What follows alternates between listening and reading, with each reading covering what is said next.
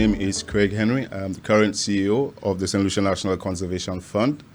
I'd like to express our deep gratitude and, of course, our pleasure in having you with us as we undergo or take forward our grant award ceremony today. And in respect to our fourth calls for proposals, we have with us a very interesting program that we are hoping that you will enjoy and find some interest in as we move forward.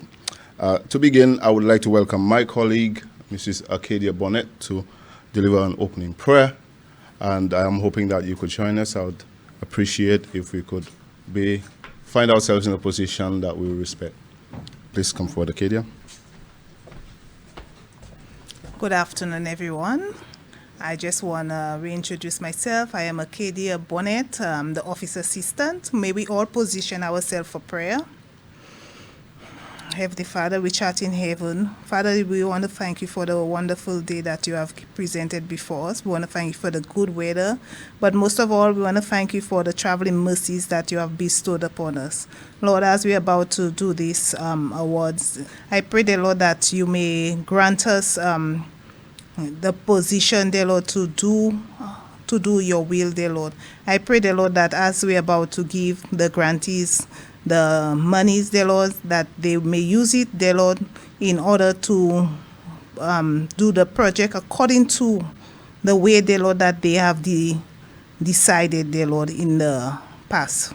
I pray, dear Lord, that you continue to be with them, dear Lord. I pray, dear Lord, that you keep them in good health and strength. I pray, dear Lord, that you continue to have our company, dear Lord, in the same order, dear Lord, that is according to your will, is my prayer this afternoon. Amen. Amen. Thank you. I would like us all to remain standing. Sorry about that. As we recognize a fallen soldier of the conservation community, and I speak of Mr. Yves Renard, I would like for us to have a minute of silence in honor of his work and dedication to St. Lucia and the wider region.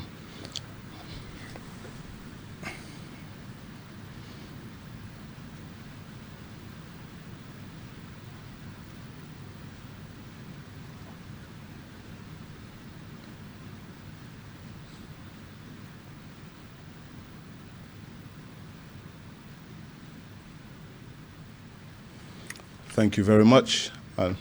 You may be seated. So, interestingly enough, we are here today for a very special reason. And, of course, we have all, and when I say we, I mean collectively, the grantees, the St. Lucia National Conservation Fund, Board Secretariat, myself, Carolyn, we've all been looking forward to this day because we know what this means. And you will, of course, as the ceremony unfolds, understand a bit more of what we mean by that.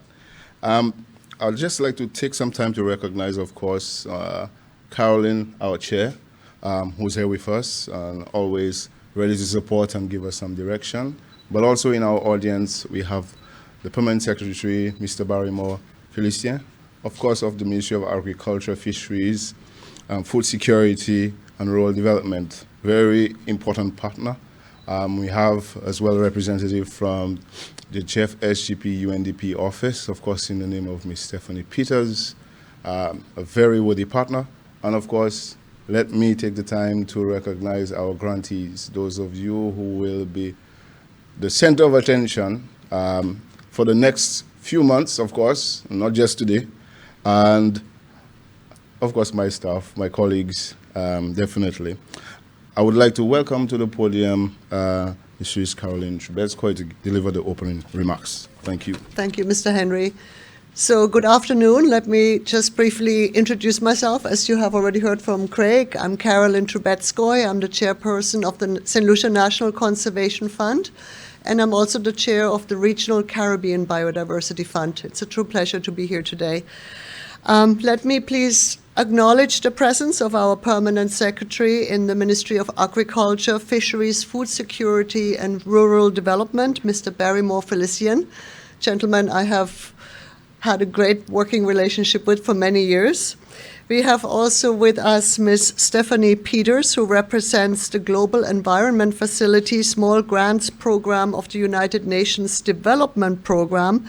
And of course here with us, and I would like to acknowledge you, are our grantees, the representatives of the grants, and who will also sign these grants as we progress in the program. So let me begin by congratulating all of our grantees on behalf of our Board of Directors of the St. Lucia National Conservation Fund, and by extension also the Caribbean Biodiversity Fund. When we designed and launched this fourth call for proposals in November 2021, St. Lucia and the rest of the world were still reeling from the dreadful impact of our COVID-19 pandemic. The pandemic also clearly highlighted some of our national challenges and shortcomings when it comes to sustainable practices, leaving us far too vulnerable. Simultaneously, there was global recognition that action was needed at every level, and that we could not and should not just pay lip service to issues such as sustainable development, food security, pollution and climate change, and really that all stakeholders needed to participate and actively support the global commitments that were proposed to address these matters. The St. Lucia National Conservation Fund, together with other local partners, understood well that there are practical nature-based solutions or interventions which we refer to as the low-hanging fruit, which could support not only economic recovery, but also address these issues of food security, employment, and sustainable development. This is why we designed this call for proposals in pursuit of nature-based solutions. And we definitely seem to have hit the nail on the head, because the response from our local community was enormous, highlighting once again the urgency of the challenges that we are facing, that we have faced then, and that we are still facing now. And today, we are finally at the juncture where we are making an initial down payment through these grants. To say the least, we are extremely happy to have taken another step towards making good on our promise to promote and practice the principles of nature-based solutions through the activities of your various initiatives. To those who did not receive funding this time around, please do not be dismayed. The St. Lucia National Conservation Fund is working feverishly to create more opportunities to use innovation, best practice, and strategic investments in support of our national conservation and sustainable development priorities. Moreover, we are open to partnerships and collaborations that would help achieve the same and more as we go on. To the grantee partners, I wish you all the best of success. Today is the first step. Congratulations. We are here with you all the way. Thank you. Thank you very much, Carolyn. That was a wonderful presentation. We are at the junction now where we are going to recognize and formalize the partnerships between the SLUNCF and our local communities and agencies. And just a reminder to say that the St. Lucia National Conservation Fund's grant system is open to a wide cross-section of public and private interests. So although there is a great deal of focus on community-based organizations, but government agencies, other NGOs also have access or the ability to access funding through the St. Lucia National Conservation Fund. We are also in the process of having some very interesting conversations with your ministry, I would dare say, Mr. PS, with regards to a sustainable agriculture's program. I think the targets and the what we call the objectives of that program mimic and, of course, are in tune with what we are trying to achieve at the St. Lucia National Conservation Fund when we talk about strategic investments in community and in sectors that could provide not only economic relief, but sustainable development, climate change, and so on and so forth. What we want to do is make real impact. And when we talk about real impact, it means that what we set out to do, we can do at every step, at every corner of this country of ours, everyone very inclusive. And so it's an opportunity to work together and to achieve and move and make some progress in areas, of course, that we have been identifying and have identified as very important for us. So let me say, and I'll emphasize, that this is a partnership. You are not just a grantee. We won't give you the funds and then you walk away and then that's all done. What we've done, the selection process was strategic in the sense that it was identifying areas that were of interest and which required more support. And of course, we recognize the ability of the grantees to deliver. And it is not the case as well that we won't support your ability to deliver if we recognize that there are challenges.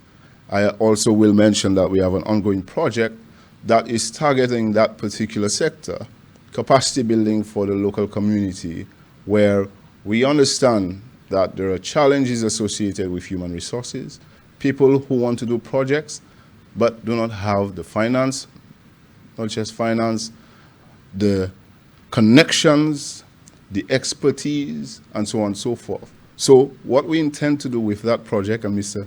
Felix Finisterre is our partner on that, we want to ensure that there is real investment in the community and in the sectors that have been prioritized as important to successive governments and administrations. So with that, let me not tarry the process any longer. We have, of course, the groups. And before you do your signing, you have to give you have the opportunity to present on what you're working. Why are we giving you those funds? And this is up to you. We have already convinced us, but we invite you to explain and to deliver to the public on what it is that you're working on, so that not only for information, but for interest. All right? So let me welcome, first of all, the representative from the Fuasho Development Committee, Mr. Moving Joseph, to present. Good afternoon, ladies and gentlemen. Let me establish the protocol that follow the protocol that have been established for this afternoon. And on behalf of the Fuasho Development Committee, would like to say a heartfelt thank you to St. Lucia National Conservation Fund and the Caribbean Biodiversity Fund for giving us that opportunity to make our community better. We want to say thank you. I would also like to say thank you to our hard-working STO. She is the motivation behind all of us and our community. And without her, I think we would probably give up. But she's always, always on hand to give us the extra strength and push that we require in the community. For her stellar work, I want to say thank you, and let's put our hands together for Miss Theodora Justin Alcindor. Thank you very much, Madam STU. The Fuasho Development Committee, we were put into office last year, and we thought, what can we do to start off? And STO came up with that brilliant idea of the kitchen garden. And if you don't know about our community, we're one of those struggling for everything. And whatever we can do for human development, this is what our committee will be working on. Our kitchen garden, ladies and gentlemen, will be happening in the Fuasho community to the back of the community center. First of all, we want to say a big thank you to Ira Dove, Mr. Ira Dove, who, with open arms, donated his plot of land for us to conduct this project. Our whole aim is to teach young people, the parents in the community, the unemployed, how to cultivate in a community can work for all of us, and working within that project, which is our kitchen garden. The Fuasha community was one of those with a after-school program for many years, and we continue as the years go on. We try to improve it as best as possible. The program was to enhance young people from the ages of 6 to 13. We had students up to 16 years old, where they would get into that community center with our program officer, who would assist them in academics, the arts, culture. We continue to assist them in all other ways, social areas that we are or believe that the community needed. And this is where the after-school program came from. We wanted to see how we can add to the experience that they already have. And we believe agriculture is that spot. We are definitely conceptualizing during the COVID lockdown. We were wondering what can we do for these children? Because for 2 years, they were just there. And maybe if you passed in that community, you'd see them running around doing absolutely nothing. So we believe that this project is going to help. From a mental health perspective, realization that a green space can have positive effect on the mental health. From an environmental health and safety perspective, realizing that outdoor space for Fuasha children was limited to the busy roadway, and we are more likely to include in our diet what we grow.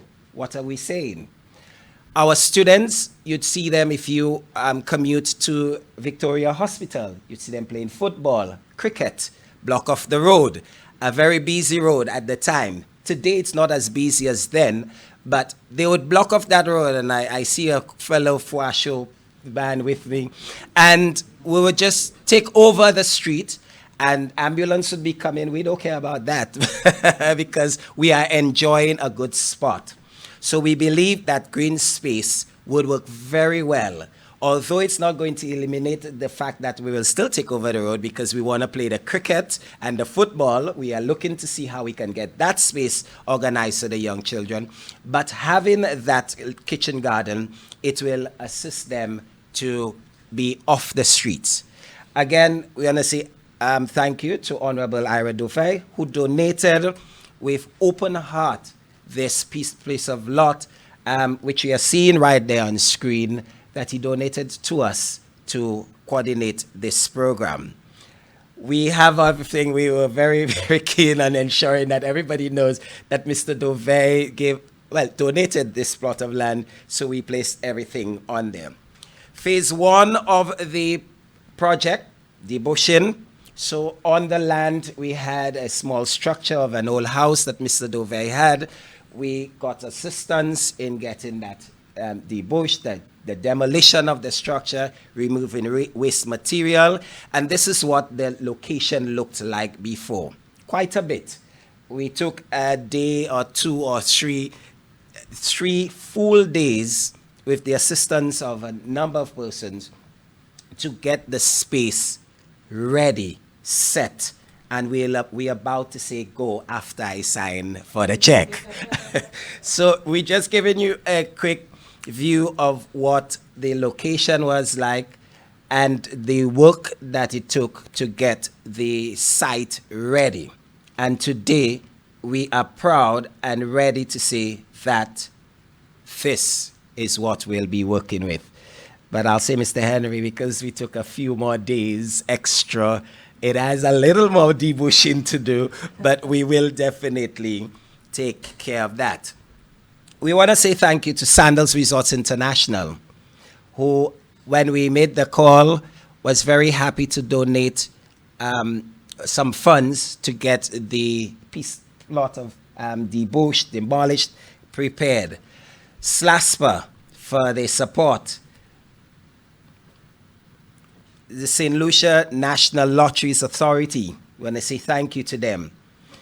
In kind, those who came and, gave us some advice and tell us, I believe this is the right place. This place can work for the project that we are about to do. The Ministry of Infrastructure, National Conservation Authority, Ministry of Agriculture, we want to say a big thank you. In our phase 2 is where we'll be creating opportunities for sustainable livelihood, enhancing food security, environmental management, institutional strengthening, including capacity building. These are our goals for the project that we are about to do. We are going to be conducting workshops with the children and parents in the community. We're going to do our site visits. We're going to do practical sessions just to increase our skills and competencies. We want to do all of that to get all those who will be involved in the project to understand what we would like done for the community. Our biggest donor, our heartfelt thanks to St. Lucia National Conservation Fund. And I just want to say, Ms. Alcindor, myself, and the team, we worked very hard. Ms. Alcindor had the bulk of work because I know she loves to prepare all kinds of proposals. Anything you can think of, just say, Ms. Alcindor, we're thinking of that. And she'd say, okay, let's see how we can get started. We sent it in, and we got our first call to a workshop, and I said, we got it.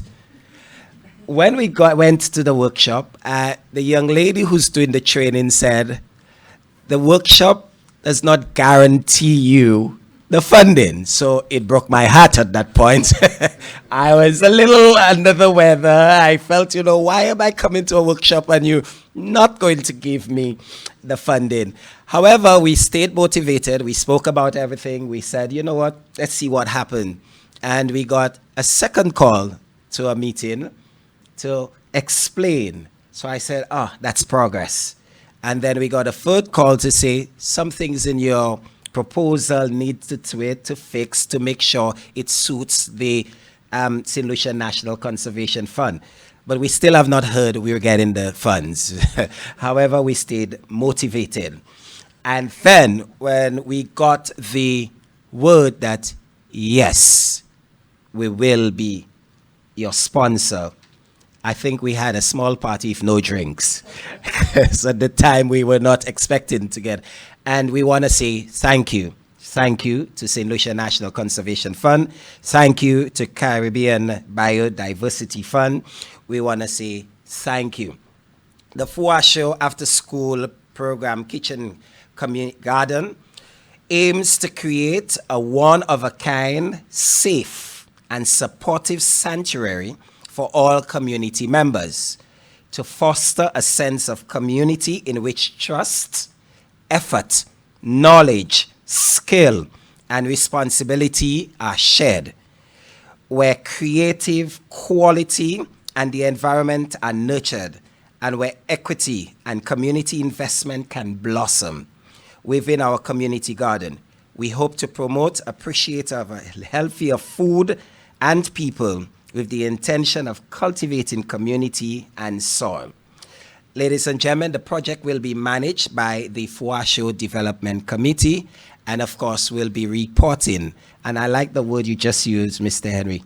Our partners, St. Lucia National Conservation Fund, will be with us until the end. And it's not going to end because after that, we'll be coming back to them with another proposal.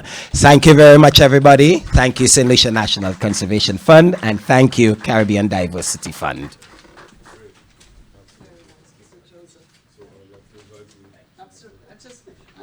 I'm not going to comment on every proposal, but Mr. Joseph, I'm really happy that you took us through the rather lengthy application process, because I know my board of directors will be happy to hear that we are taking due diligence really seriously, and I hope that will also encourage new partners to come on board that want to work with the National Conservation Fund in St. Lucia, because we do our due diligence and then we select the best projects. And you have certainly showcased that you are a wonderful project to be partner with. Thank you.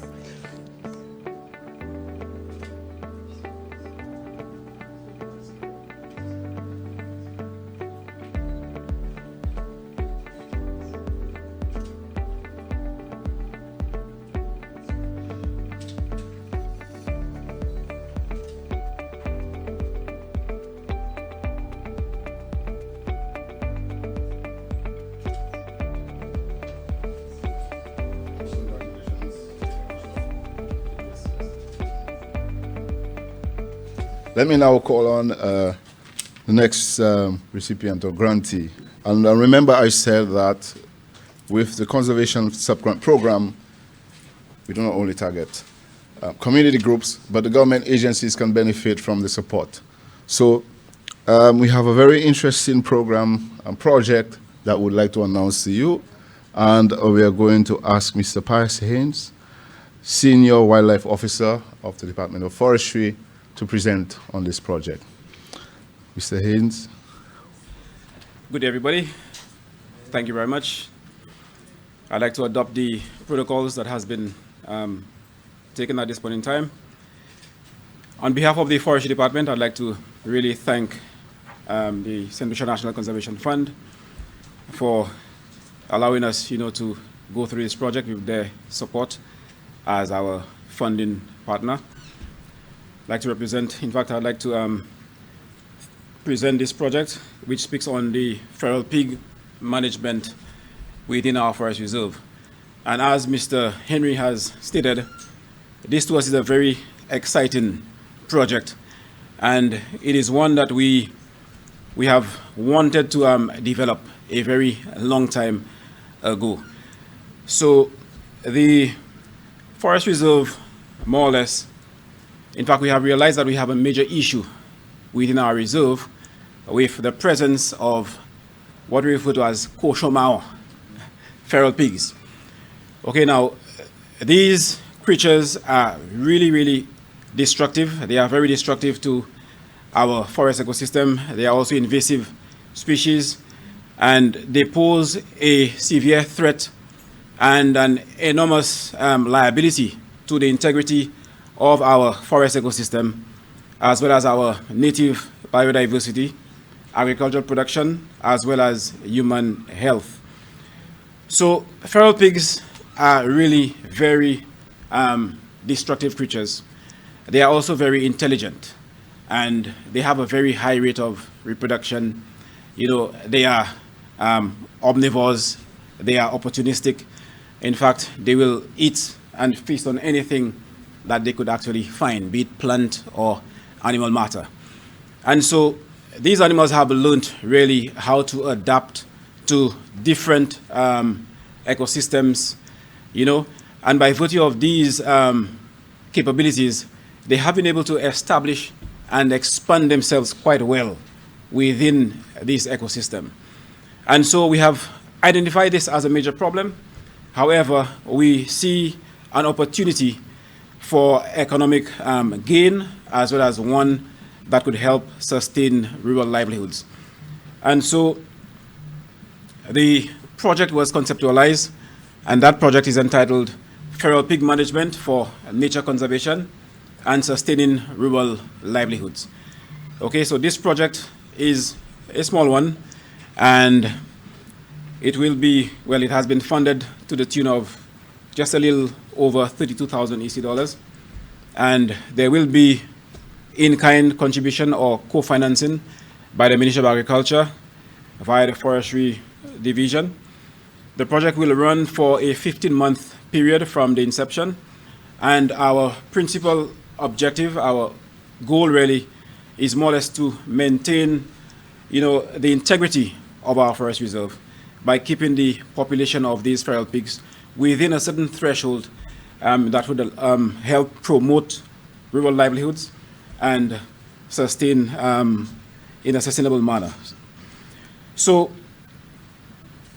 we are looking at the 5 different ranges our 5 administrative zones within the forest. And if you look at this map that we have here, you could see that the forest reserve more or less is situated within the central portion of St. Lucia. So we will look at these 5 ranges from the Northern Range, from Millet and Dennery, Soufre and Quiles. And that is where we are going to develop that project more or less. Generally, we are hoping to get 2 main things, 2 main outputs from this project. We are hoping to compile a detailed report to show us the distribution and the movement of feral pigs in the forest reserve, as well as, finding out what are the most effective strategies that we could employ to help manage those feral pigs in our forest reserve. So by so doing, we intend to undertake water quality testing of at least 16 of our major rivers. We also intend to install or use at least 10 remote cameras to help monitor the population. We also intend to use what we refer to as telemetry collars. So these are just radio tags that we use to track the feral pigs, their routes, and also the movements, the patterns of movement. Also, we intend to use visual observations, and we also intend to collect useful morphometric and other data from these feral pigs. And secondly, we intend to roll out or establish what we refer to as a feral pig hunting scheme.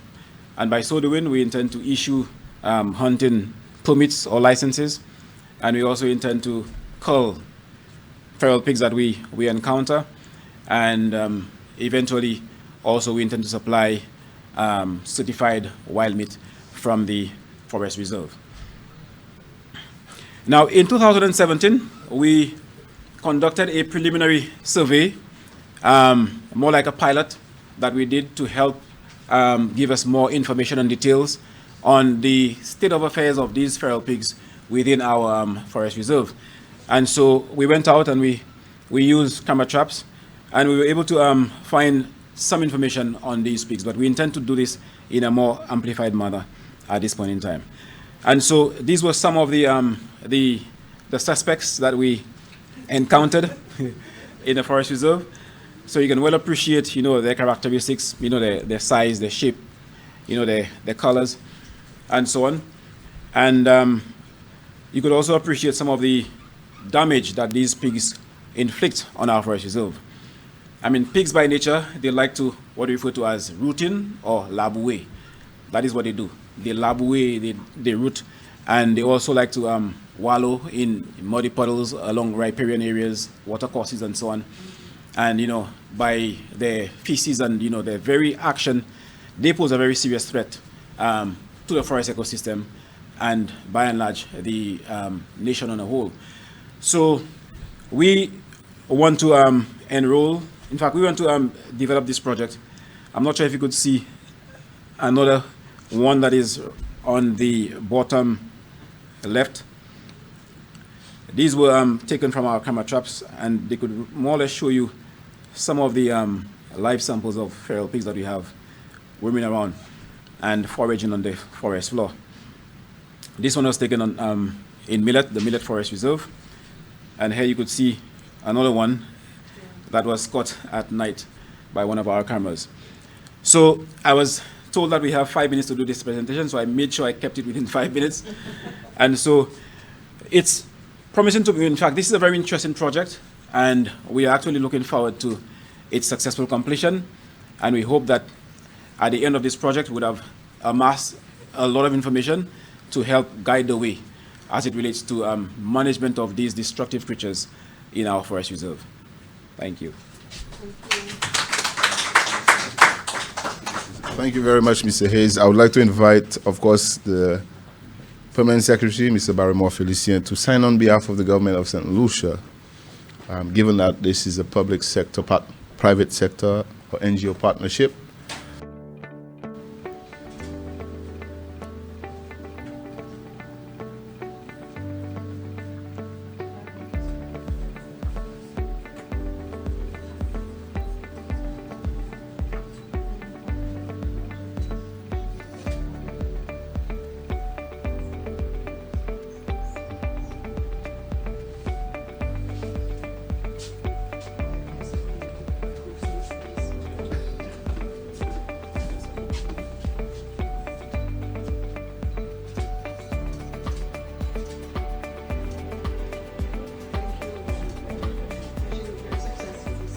And of course, moving away from our livelihoods and possibility of supporting sectors that are of strategic importance, I'm going to call on Ms. Dahlia Korobert, the Secretary of the Ayanola Apiculture Collective, IAC, to present on their project. Yes, sure. Good afternoon, everyone. I'd like to adopt the protocol that has been established. My name is Mrs. Dahlia Korobert. I'm the Secretary for Ayanola Apiculture Collective, headed by Mr. Richard Matthias, our master beekeeper. And our project is all about St. Lucia honeybee species identification and recruiting. So the environmental problem being investigated is the hibernization and disease prevalence of bees in St. Lucia.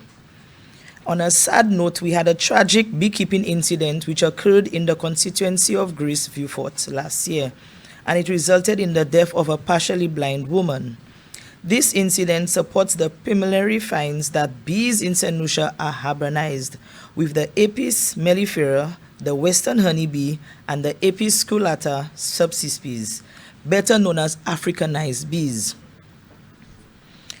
So our background is in 2019, French experts, and in 2022, St. Lucian Sir Arthur Lewis Community College students conducted hibernization testing of local bees of 30 colonies and found that local bees were no longer pure strains and the samples contained characteristics of Africanized bees.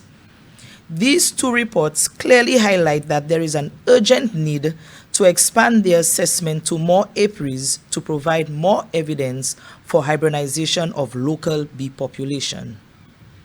So we have the students that did their research, and you can see on the wings the characteristic of the Africanized bees.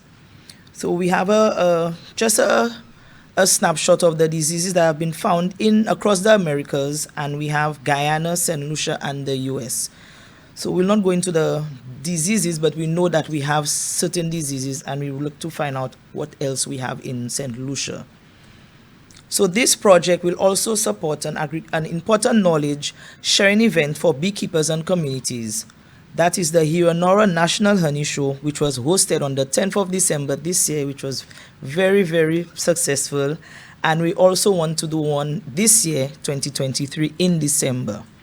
This event will be used to promote proper beekeeping and quality products, highlight the current genetic and disease issues within local populations of bees, and to connect with beekeepers to win their support for the sampling and the management strategy to be developed. The goals and objectives of our project seeks to broaden the understanding of the two major characteristics of the local Apis populations.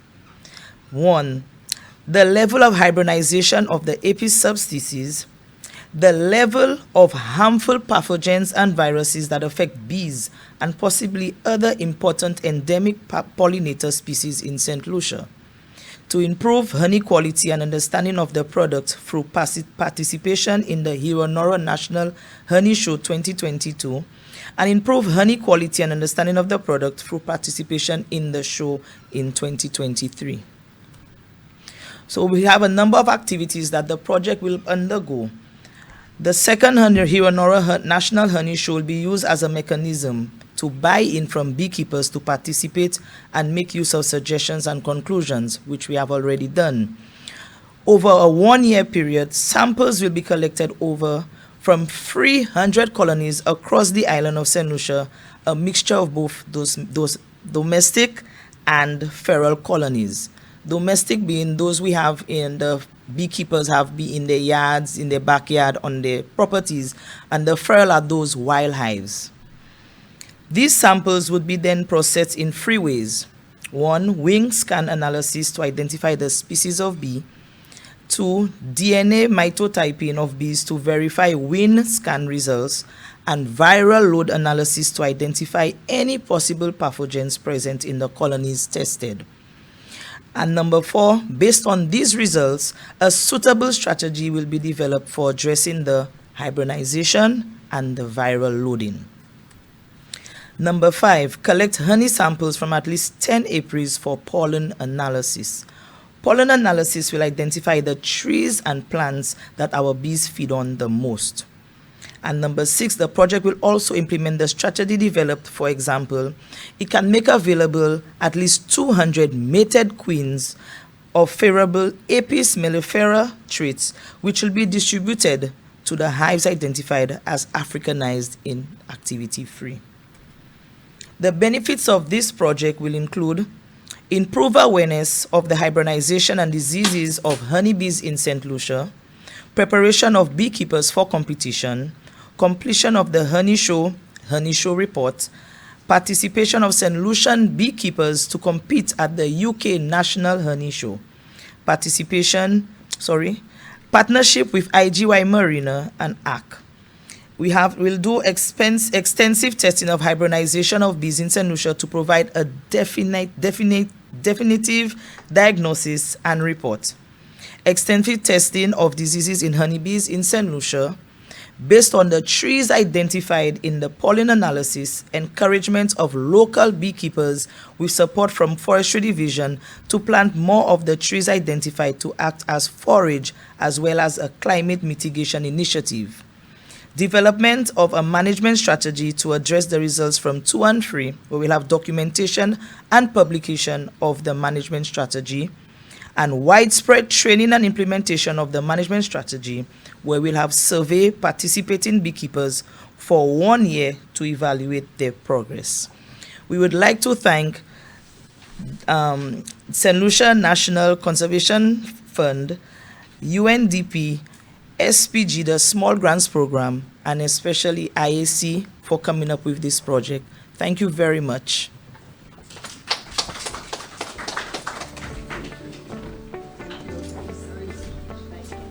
It'd be remiss of me not to mention as well that as you listen through the projects, you recognize that there are various partners that contribute to either the design of the project or the implementation, and that's key for us. So far, you will have recognized as well that the Ministry of Agriculture plays a very big role, given the sectors that we are targeting. But as well, you will recognize that at the community level, they're trying to establish best practice across various actors.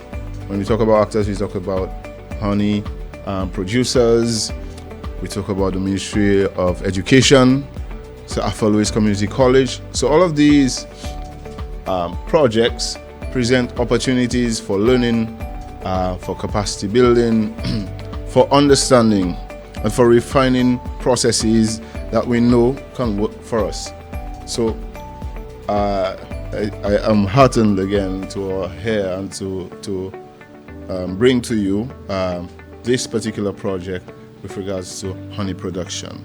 There is immense potential in there.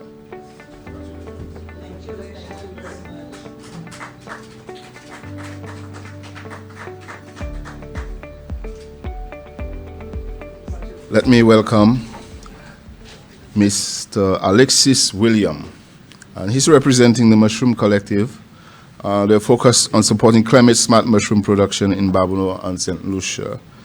Again, a very insightful and proactive approach to mushroom cultivation in St. Lucia sector that has enormous potential. Yep. First, I'd like to adopt the protocol that was already established. Welcome once again. My name is Alexis William. I am the owner of Funky Fungi Mushroom Farm from out of Babuno. I'm also the technical coordinator for the TCM, the Mushroom Collective. My project, or our project, is here to enhance the overall development of mushrooms and food security in our land. Coming from me, agriculture on the whole is very important, and is my passion and is my love. It goes way back to school, and it will continue on and on. But I would like to see from here on in, the project is basically to help to improve the capacity and the quality of mushroom that we get out of the island, and to also help to improve the sensitization of mushrooms and the quality and the health benefit that comes out of mushrooms on the whole. The project will not just basically help to improve the quality of mushroom, but also facilitate the training of 5 young women, men, in the art of mushroom cultivation, mycology, and also for the students of the different schools. So for those that coming out of the schools and that are interested in mycology or basically training in PVC, the implementation of solar panels to improve the quality of the mushrooms, we provide the training. We'll be able to go along with that. I'm not going to be too long today. I'm going to keep it short and sweet. So I didn't come with too much rendering, but it is basically, our project is basically to just improve the quality of the mushrooms, the output, the production, to help sensitize everybody in growing the mushrooms, the students, to help them to develop the passion, not just agriculture is not a pitchfork.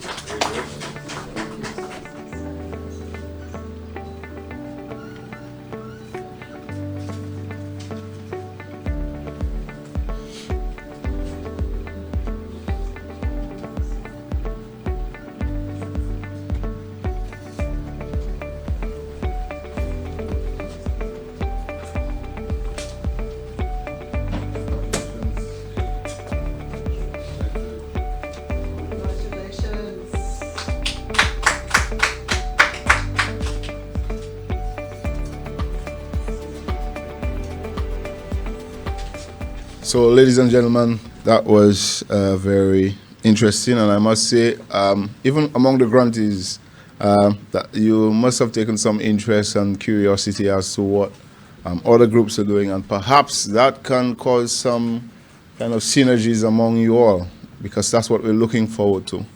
There's no sense in reinventing the wheel. There's much that we can learn from each other, and the challenges are great, but the opportunities are immense. With those words, we're going to bring the ceremony to a close. Thank you very much, Caroline, for being here. Let me invite my colleague, Ms. Diana Joseph, to deliver the closing remarks.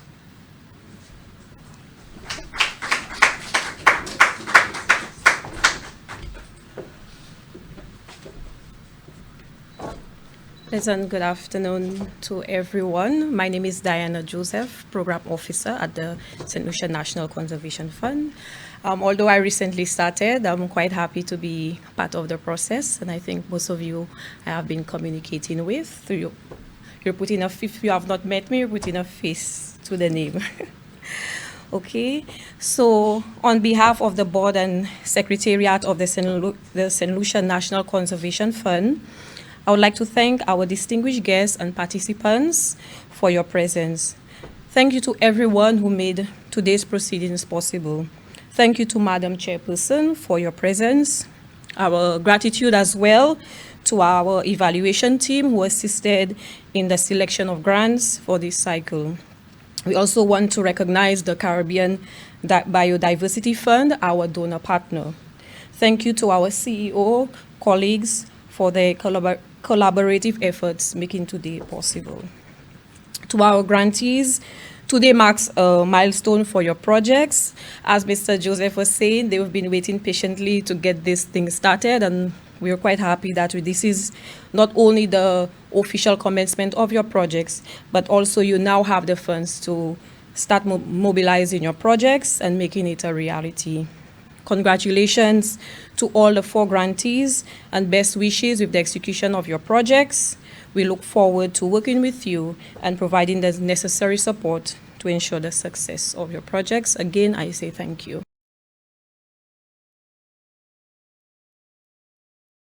On behalf of the Caribbean Biodiversity Fund, I'm pleased to be able to bring greetings and especially to congratulate the St. Lucia National Conservation Fund on the issuing of these 4 new grants today. The Caribbean Biodiversity Fund is a regional umbrella environmental fund that implements innovative solutions and consolidates regional conservation impacts in the Caribbean through a range of financial instruments. The endowment fund was created at the time the CBF was established in 2012 and currently manages the assets from commitments of about $95 million that supports 12 country sub-accounts. Our donors include the Government of Germany through KfW and the German Development Bank, the World Bank, and the United Nations Development Programme, also the Nature Conservancy and the Government of France through AFD and FFM. Our conservation finance program focuses on the conservation and effective management of biodiversity and natural resources and is mainly supported through the CBF Endowment Fund. The proceeds of this fund benefit partner national funds, including the SLUNCF, who in turn lead grant-making programs at the sub-regional and national level. The SLUNCF was one of the first national funds to sign a partnership agreement with and to receive support from the CBF. Since 2016, they have received over $1 million from the CBF, and they're now successful in their 6th cycle of funding under their 2nd CBF agreement. St. Lucia has been a shining star in this process and has consistently set an example that other funds follow, including being a leader in the consortium of national funds. The SLUNCF is one of the first national conservation trust funds to achieve the required CBF matching requirement, receiving funds from St. Lucia Hospitality and Tourism Association and through its Tourism Enhancement Fund and Massey Stores. Congratulations to today's grantees on reaching this milestone. I warn you that it's just the beginning, and I look forward to seeing the results of your work. Finally, a special big up to CBF and SLUNCF Chair, Mrs. Carolyn Trubetskoy, Mr. Craig Henry, and the entire SLUNCF team on their continued growth and development as a National Conservation Trust Fund. Thank you and have a good day.